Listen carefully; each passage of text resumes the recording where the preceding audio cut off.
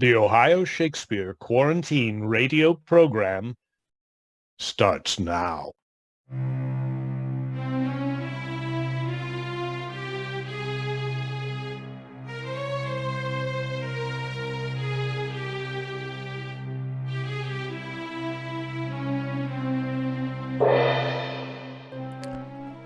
Good evening, everyone. I'm your host, Avon Quarto, and welcome to the Ohio Shakespeare Quarantine Radio Program, where we produce original works based on classic stories for your at-home entertainment. So grab your quarantine pal, your favorite adult beverage, or maybe a glass of chocolatey Ovaltine for the kiddos, and settle in for some old-fashioned radio play spookums. Tonight's tale is based on the classic novella by Robert Louis Stevenson, adapted for our radio program by Joe Pine. It is sure to remind us that a balanced life must include both the light and the darkness. Joining us tonight from the Ohio Shakespeare Festival Company are Maya Nicholson as Dr. Jekyll, Joe Pine as Mr. Hyde, Kelsey Tomlinson as Enfield, Katie Wells as Utterson, Tom Barnes as Lanyon, Kristen Vaughn as Poole, and Ryan Zarecki as the ensemble. And now, Ohio Shakespeare Festival presents Robert Louis Stevenson's Dr. Jekyll and Mr. Hyde.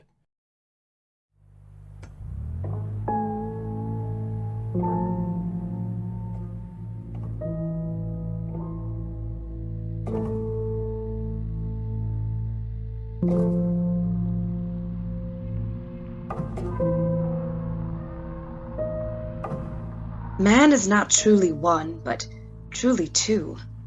I say two because the state of my own knowledge does not pass beyond that point. Others will follow and outstrip me along these lines, and I have no doubt that ultimately man will be known to contain myriad incongruous and independent denizens. For me, they are two. And some time ago, I saw that these warring natures within us reflected my own desire to conceal my pleasures. And I found it hard to reconcile these with my desire to hold my head high before the public. It occurred to me that all of us must go about the world thus masked, each concealing some secret shame or thought or belief. However, we are in no sense hypocrites. Both sides of us are in dead earnest. I was no more myself when I laid aside restraint and plunged in shame than when I labored in the eye of day, at the furtherance of knowledge or the relieving of suffering. I cannot be said to be one or the other, because I am radically both. However, if each of these sides of us, the good and the ill, could be housed in separate identities, life would be relieved of all that is unbearable.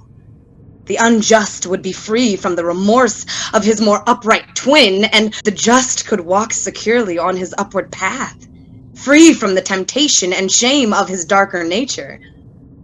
It is the curse of mankind that these two forces are thus bound together. But if they could be separated, what then?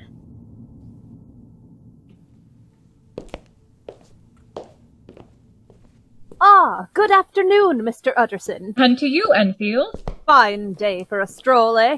Indeed. Did you ever remark that door there? Not particularly. It is connected in my mind to the strangest story. Oh? And what was that? Well, I was coming home from some place or other when I saw two figures approaching each other on the street. One, a little man stumping along this way at a good walk, and the other a girl of age 8 or 9, running full bore from the opposite direction. Naturally enough, they ran into one another at the corner. I should think that a common enough thing. That much of it was, sure enough, but the horrible part of the thing came next. So very sorry, sir. It was hellish to see, the way he trampled over the girl without a word, as you or I might trample over a stray bit of newspaper. You there! Stop! What is the meaning of this? What has happened? Dear, are you all right? He struck me, then stepped on me. All I did was run into him a bit by accident. He did what? Yes, I saw the whole thing. Ran her right over, didn't you? What have you to say for yourself? He gave me a look then, Utterson, a look so ugly that it brought out the sweat on my forehead like running. Wretched thing! We will raise such a scandal that your name will stink from one end of London to the other. Mark my words, whatever friends or whatever credit you may have in this town, we will see to it that you lose them. Here occurred another strange thing. A small crowd began to form, each new person joining in, railing at the man, pitching it in red hot. Have you no decency? Could you do such a thing? I became aware that everyone, upon looking at him, had had the same feeling as I. For the moment I looked on his face, I felt the most complete loathing I have ever felt for a face. I could sense that every mind in the crowd was thinking as I did, and that we were all suppressing the desire to kill this man. Name your figure. What? If you wish to make capital out of this accident, then name your figure. No gentleman but wishes to avoid a scene. After a bit more arguing, we screwed him up to £100 for the child's family. Naturally, the next thing was to get the money. Where do you imagine he takes us but to this very door? He opened it with a key and returned with a check, and strangest of all, the check was signed by none other than your friend, Henry Jekyll. Jekyll? Yes, and in his own hand, as I have often seen it. That is strange. I did not let it go unremarked. Look here, this all looks a bit apocryphal. One does not simply walk into cellar doors at this hour and emerge with another man's check for close on £100. How do you know this is another man's check? I know the man that name belongs to. Do you? I tell you, Utterson, that laugh turned my blood ice cold. Set your mind at rest. I will go with you and cash it myself. And so he did. The check was quite genuine. Yes, I feel the same way. What could Jekyll have to do with a man like that? Blackmail, I suppose? Or extortion? Possibly. You haven't spoken to Jekyll? No, I haven't spoken of it to anyone except you. I've made a bit of a rule with myself. The more it looks like Odd Street, the less I ask. A good rule. What was his name? Hyde, he called himself. Hyde.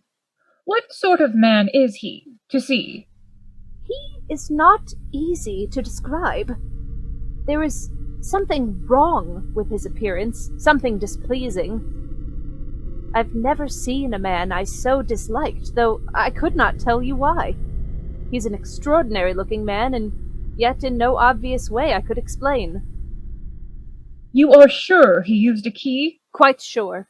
I have seen him use it since. I wonder, Richard, if you would not mind terribly not mentioning this incident to anyone? Not at all. As I said, Odd Street, and I'm quiet as a mouse. I hesitated long before I put my theories into practice.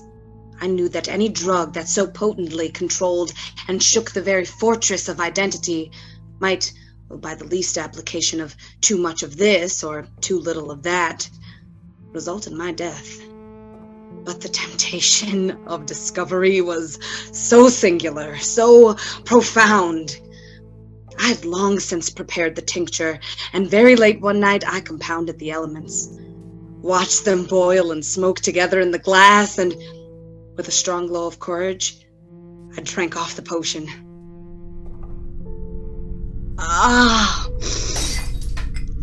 The most racking pangs succeeded.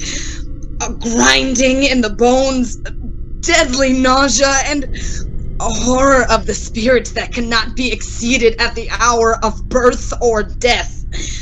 Well, these agonies lasted an age.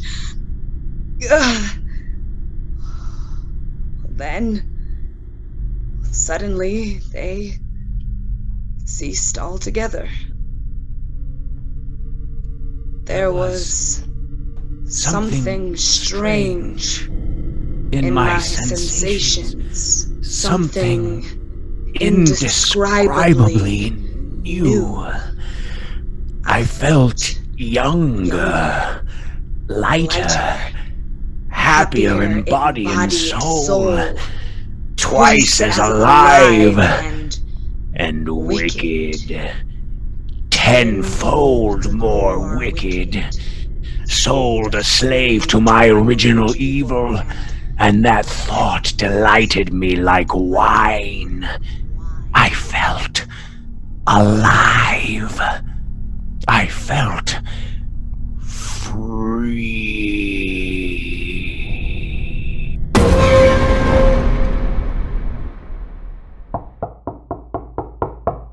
That you, Lanyon? It is. You wanted to see me. Your message sounded urgent.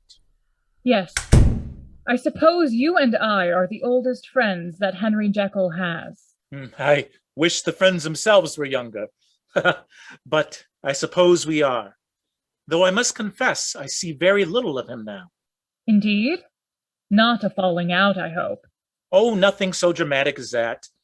You could say that Jekyll has become somewhat too fanciful for me of late. How do you mean? Oh, you know those wild theories of his.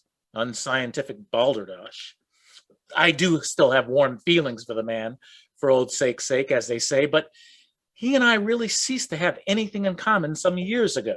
Ah, then you have only differed on scientific points? It is nothing worse than that. No. Why do you ask? Is he in some trouble? I don't know. Perhaps. What do you know of a Mr. Hyde? Hyde? Never met him, though I've heard the name. Associated with some unpleasantness, I believe. I do not doubt it. What is this about? Some weeks ago, Jekyll came to me with a desire to make up his will. He is, I suppose, a bit young for that precaution as yet, but I don't see anything out of the ordinary in that. Take a look. In the case of my death, I, Henry Jekyll, M.D., D.C.L., LLC, etc., bequeath all of my possessions into the hands of my friend and benefactor, Mr. Edward Hyde. Oh dear. Read on. In the case of my disappearance or unexplained absence for any period exceeding 3 calendar months, Edward Hyde shall come into possession of my estate, free from any burden or obligation. Disappearance? Now this is strange. It is all quite legal. Jekyll would hear none of my objections. Have you met this man, Hyde? No. This document has been an eyesore since I first drew it up. Hitherto it was my ignorance of the man that was at the heart of my indignation. But now it is my knowledge. At first I thought perhaps he had gone mad, giving everything to someone I had never heard of. Now that the name is clothed with detestable attributes, I fear he is in some kind of disgrace. You fear blackmail? Yes, or worse. Well, if this man is to be Mr. Hyde, perhaps it is time for me to become Mr. Seek.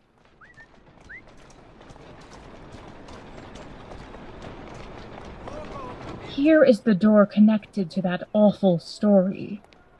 And here is someone making right for it. Strange-looking man. This must be the man himself.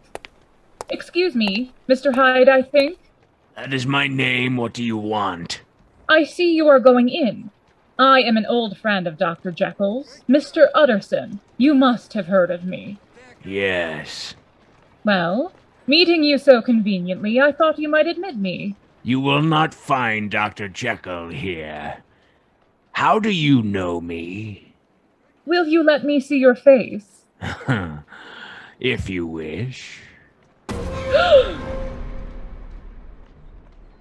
Well, now I shall know you again. Yes. It is well that we should meet, as you are, indirectly, my lawyer as well as his. Indeed. But you haven't answered my question.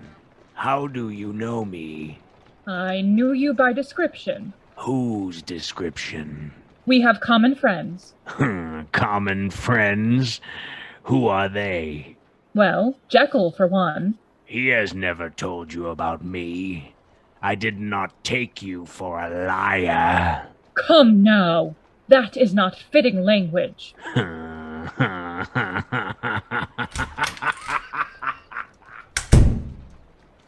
Well, He is certainly an unpleasant-looking fellow. And that voice! There is something, if I put a name to it. Bless me! The man hardly seems to be human. If ever I read Satan's signature on a face, it is the face of Edward Hyde.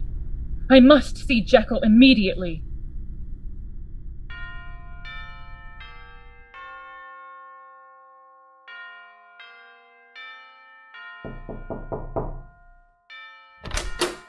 Hello, Poole.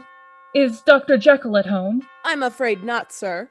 I saw Mr. Hyde go in at the old dissecting door.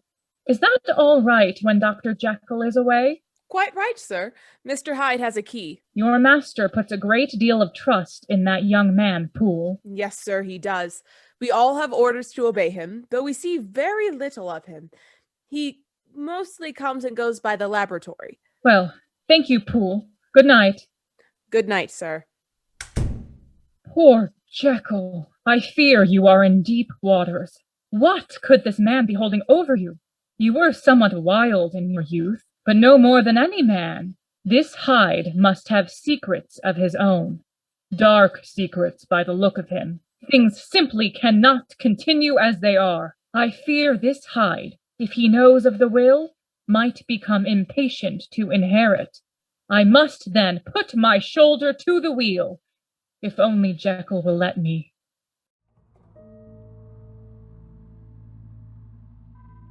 I must speak now by theory alone, saying not that which I know, but that which I believe to be the most probable.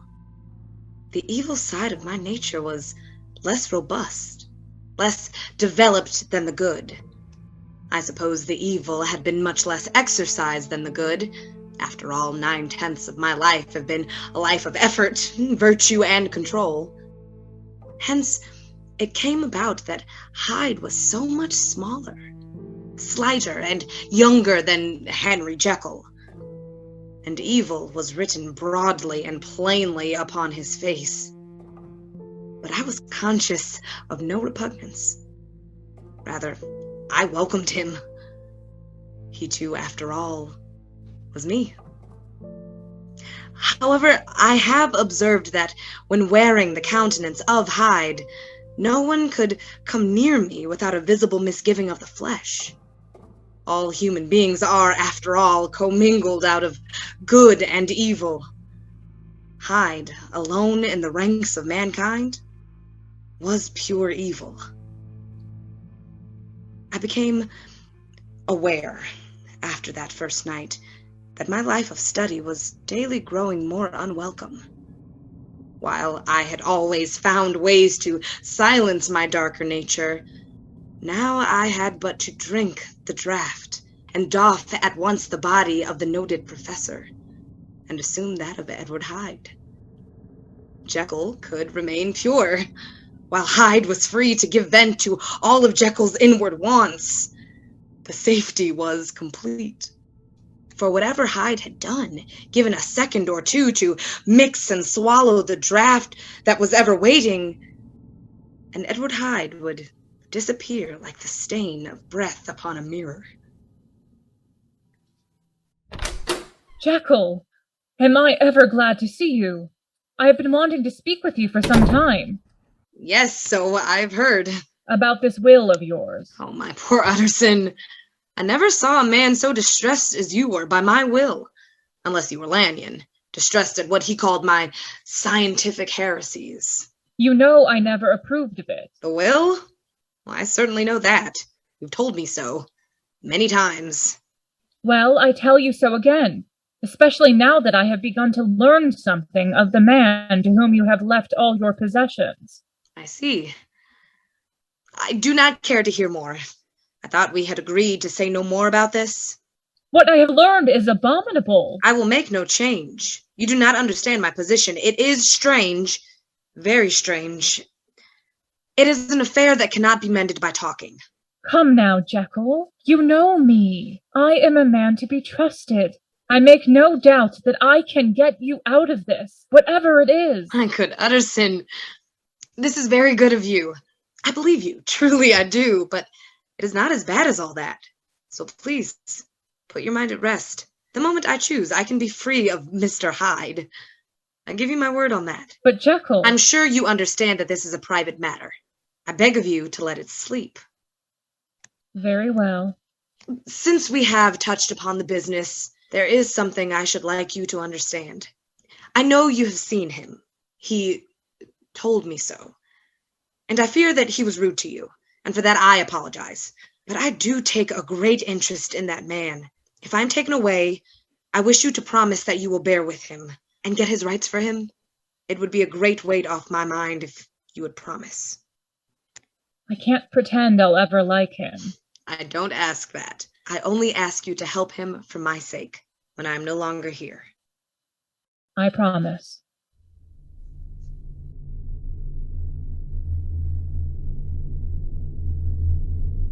I still do not know how or why, but it chanced that one morning after a night of Hyde's adventures, I awoke with an odd sensation.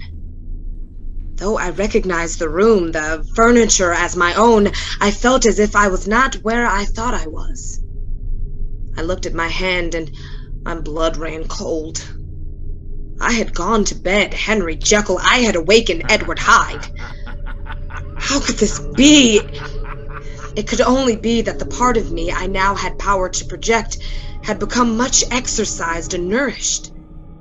Hyde was becoming strong. I had begun to realize that I had to double, sometimes treble the amount of the drug to shake off Hyde's features. I was slowly losing hold of my original and better self and becoming absorbed into my second and worse self. Between these two natures, I now had to choose. As Jekyll, I could share in the pleasures and wickedness of Hyde.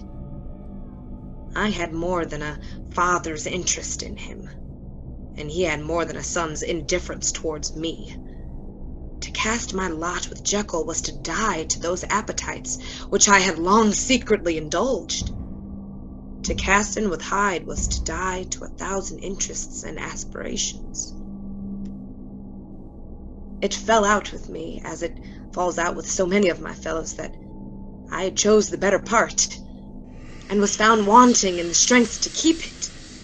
For 2 months, I was true to my determination. But at last, in an hour of moral weakness, I once again compounded the draught. My devil had long been caged, and he came out roaring.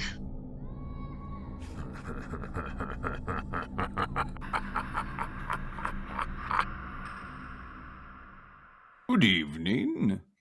I say, is that Edward Hyde? I believe we have met. Sir Danvers Carew. What do you want? Sir, that is no way to answer a gentleman. Is my manner not to your liking? Perhaps this is a more fitting greeting for you.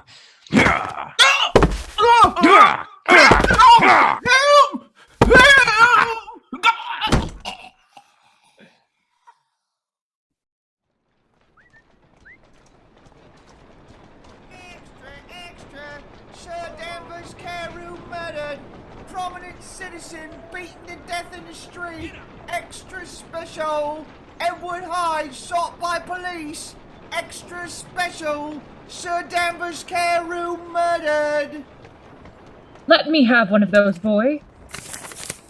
Good heavens! Carew's housemaid saw the whole thing. The older gentleman politely accosted the other below her window, and in response the man whom she knew to be Edward Hyde clubbed him to the earth and trampled his victim under his foot. The walking stick used to club the poor man was recovered at the scene. There is a picture. Good God! It is the very cane I gave Jekyll years ago. I must be quick. Mr. Utterson! Hello, Poole. I must see Jekyll at once. Of course, sir. He's in the laboratory. Men, Jekyll, you look ill. I fear I am ill, Utterson. You have heard the news?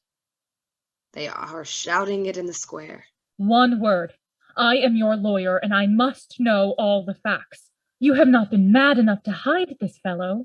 No, Utterson, I swear to God, I shall never set eyes on him again. I'm done with him in this world. It is at an end. He will be heard of no more. I am glad to hear that. I hope you may be right, for your sake. If it came to a trial, your name would surely come out. I am quite sure. I have grounds for certainty that I cannot share with anyone. But there is something on which you might advise me. I received a letter, and I'm at a loss whether I should show it to the police.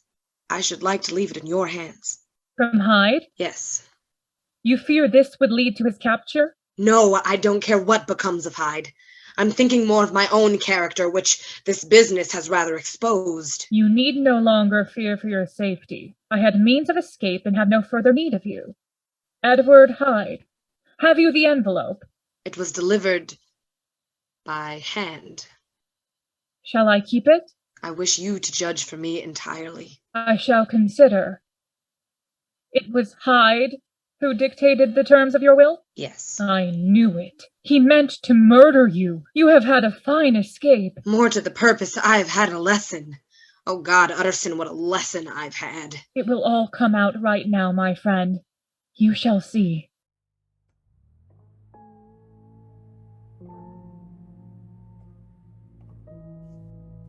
When I heard that the murder had been discovered and Hyde was being hunted, I greeted the news with no small amount of relief.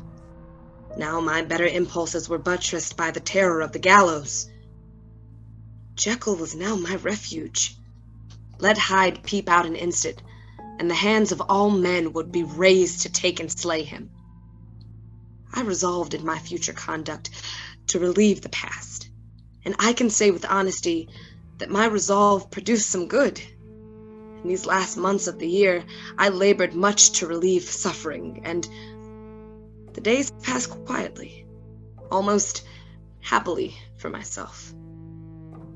But God help me, there comes an end to all things.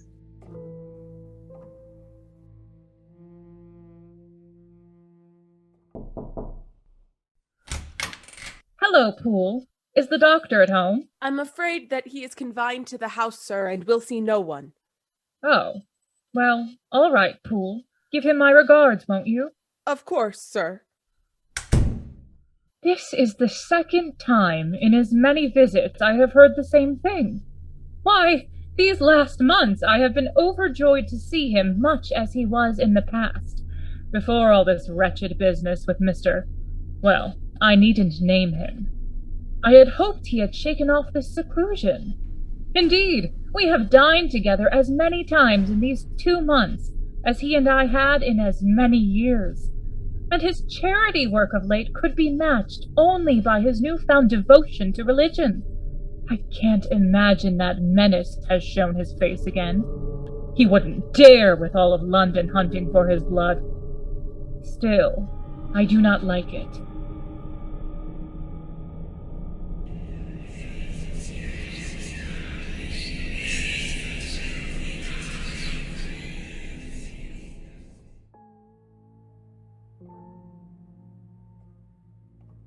It was a fine, clear January day. I sat in the sun on a bench, the animal inside licking the chops of memory, my better nature a little drowsy. I was conscious of a smile on my lips as I looked at those about me, comparing my active goodwill with their lazy cruelty. At that moment of this thought, there came upon me a horrid nausea and a deadly shuddering.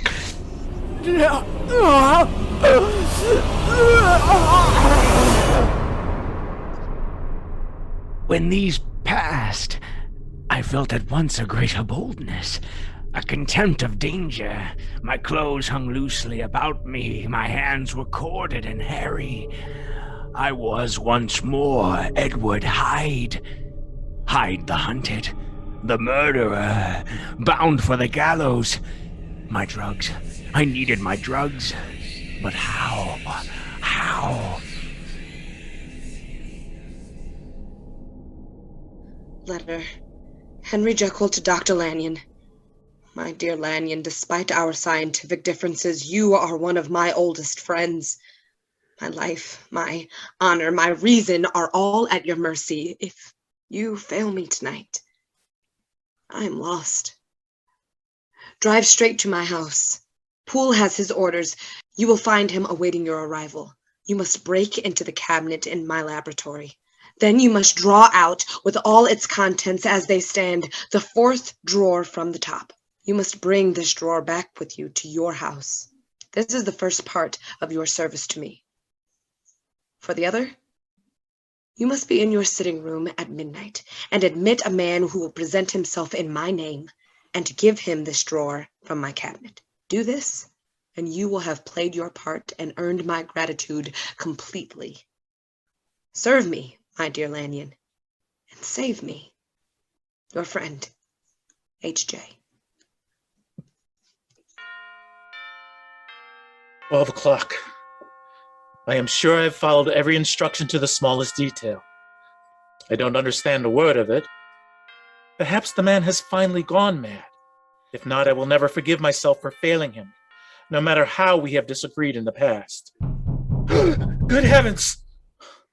Look at me jump at shadows. Are you come for Dr. Jekyll? Yes, let me in. Do you have it? Do you have it? Come, sir. You forget that you and I have not yet been acquainted, and I have gone through great pains this evening. Be seated, if you please. I beg your pardon, Lanyon. My impatience has shown its heels to my politeness. I was sent here by Dr. Jekyll on a matter of some moment, and I understood. I was told a drawer. Why, there it is, sir. Come now, sir. Compose yourself. Have you a graduated glass? Yes. Give it to me. It is here. I say this is most irregular. Will you tell me what this is about? Will you be wise? Will you be guided by me? Will you let me take this glass and go forth from your house without further word? Think before you answer. If you decide so, you will be left as you were before, neither richer nor wiser. But if you bid me stay, you shall have open to you a new provenance of knowledge, and your sight shall be blasted by a prodigy to stagger the unbelief of Satan. Sir, you speak in enigmas, but I have come too far in the way of inexplicable services to pause before I see the end. As you wish.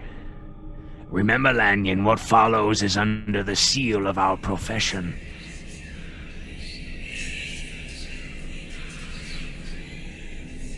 And now, you who have been bound to the most narrow and material views, you who have derided your superiors, behold.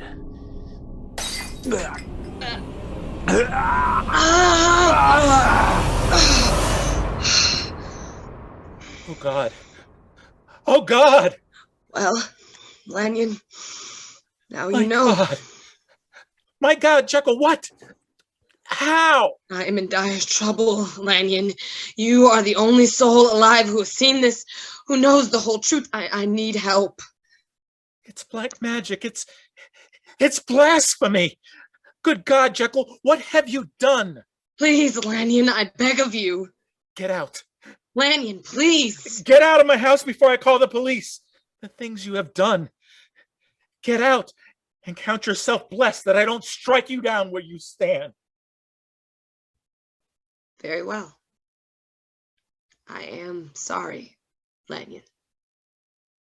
So am I.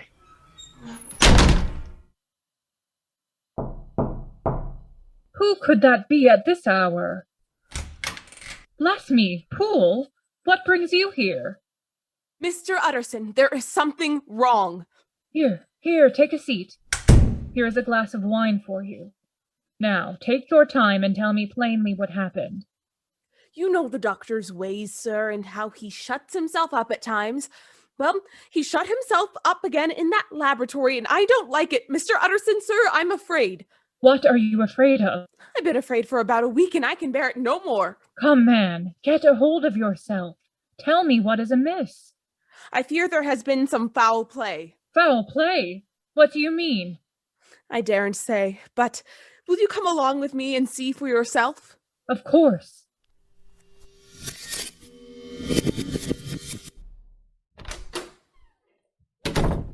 Well, here we are. Follow me, sir. Come as gently as you can. I want you to hear, but I don't want you to be heard. And if by any chance he should ask you to go in, don't go. Mr. Utterson, sir, asking to see you. No! No, don't let him come in here.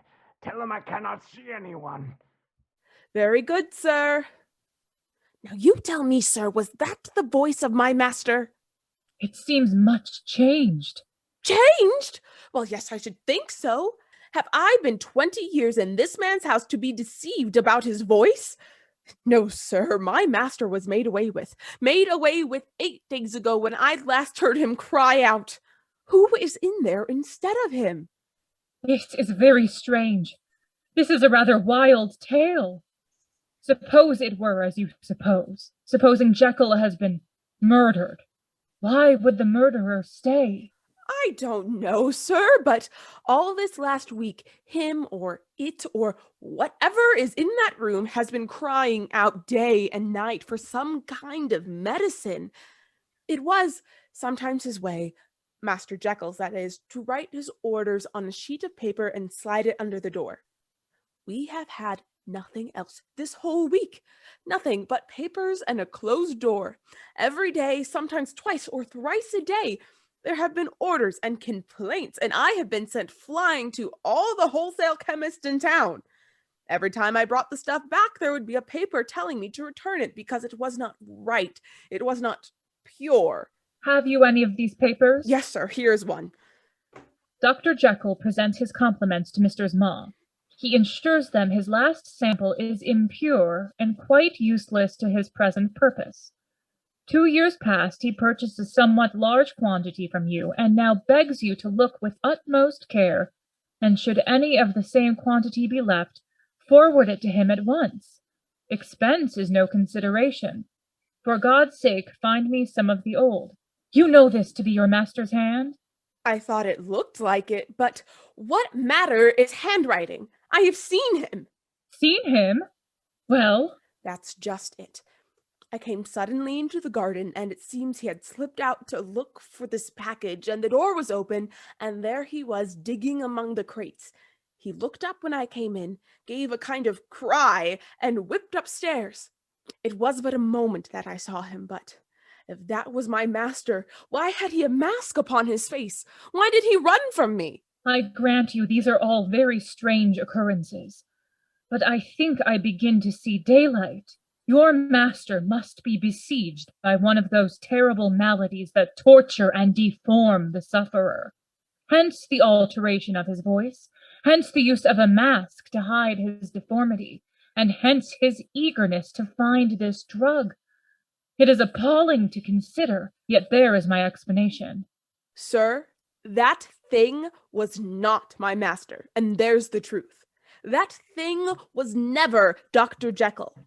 God knows what it was, but it was never Dr. Jekyll. It is the belief of my heart that there was murder done. Poole, I have always found you trustworthy. If you say that, it will become my duty to make certain. We must break down this door. Why, that's talking, Mr. Utterson. There's an axe downstairs, and we can take the poker from the kitchen for safety. You know, Poole, we are about to put ourselves into a position of some danger. Yes, sir. It is well, then, that we should be frank. We are both thinking more than we are letting on. This masked figure that you saw, did you recognize it? Well, sir, it went so quick, and the creature was so doubled up that could hardly swear to it, but if you mean, sir, was it Mr. Hyde? Why, yes, I think it was. You have not forgotten, sir, that Hyde still has a key to that door? But that's not all. Did you ever meet this Hyde? Yes, once. Then you must know that there was something queer about that gentleman, something that gave a man a shudder. I own that I felt something of what you describe. Well, when that masked thing whipped around and fled from me, I felt it down my spine like ice. Oh, I know that is not evidence, but a man has his feelings, and I give you my Bible word, it was Hyde. My fears incline to the same point. Evil was sure to come of that connection. I believe you. I believe poor Henry has been killed, and that his murderer is behind that door. Well, let our name be vengeance. Come along quietly now, Poole. You hear, Poole? He is still inside. So he will walk, sir, day and night. Is there never any other sound? Once I heard a weeping. Weeping? Like a lost soul, sir. Pause here a moment, Poole. Jekyll, I demand to see you. I am prepared to knock down this door if necessary. Utterson, have mercy for God's sake! That is not Jekyll. Down with the door, Poole. That cry! Perhaps we were wrong and Jekyll is at this moment being killed. Hurry, Poole! Take no chances, Poole. The man's a killer. There, sir, on the floor. My God. We have come too late, whether to save or punish. Here the brute lies. Is he... He is quite dead. Look at the vial in his hand. You smell the scent upon the air? Poison. The man destroyed himself. But where is my master? I don't know. Hyde must have buried him or hidden him somewhere. He may have fled. Perhaps. But look here. The door to this street is locked, and here is the key. Broken. This is beyond me. Here, sir, upon the table. These are the same drugs I was always bringing him. Why are the mirrors turned to face the wall? He left something for you, sir. Look here. Why, it's a new will. But instead of Edward Hyde, he has bequeathed his possessions to... Gabriel John Utterson. My head goes round. Has Hyde been in here with this document and not destroyed it? Why? Another note, sir. From Jekyll. Why, he was alive this very day. He cannot have been disposed of in so short a time. He must be alive and have fled. Let me see the note. My dear Utterson, when this shall fall into your hands, I shall have disappeared. Under what circumstances I have not the penetration to foresee.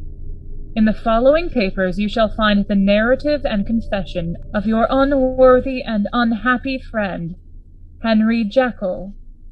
Man is not truly one, but truly two. I am now finishing this statement, this confession, with the last of my old powers.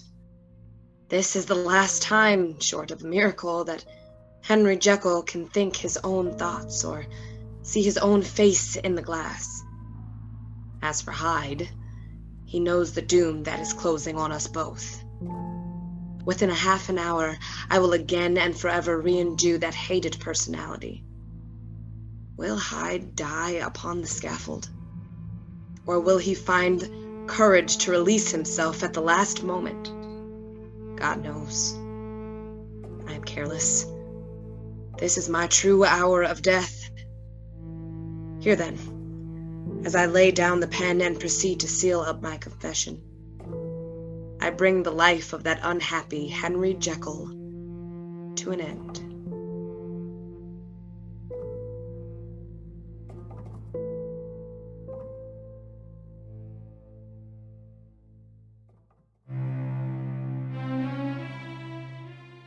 This concludes tonight's broadcast of Dr. Jekyll and Mr. Hyde, adapted for our radio program by Joe Pine, from the novella by Robert Louis Stevenson.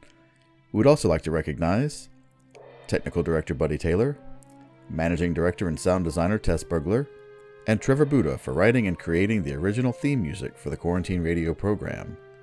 For the past 8 months, Ohio Shakespeare has provided these all-original radio plays as free public entertainment while still paying our collaborating artists.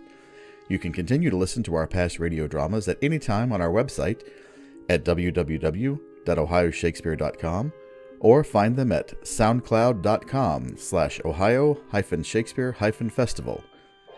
If you would like to support our efforts, please consider donating directly on our website at www.ohioshakespeare.com/donate. The Ohio Shakespeare Quarantine Radio program will be taking a brief hiatus to allow for summer show planning, restart conversations, and more. Look for the radio plays to return in fall of 2021. Until then, this is Avon Quarto and everyone at Ohio Shakespeare saying thanks, thanks, and ever thanks.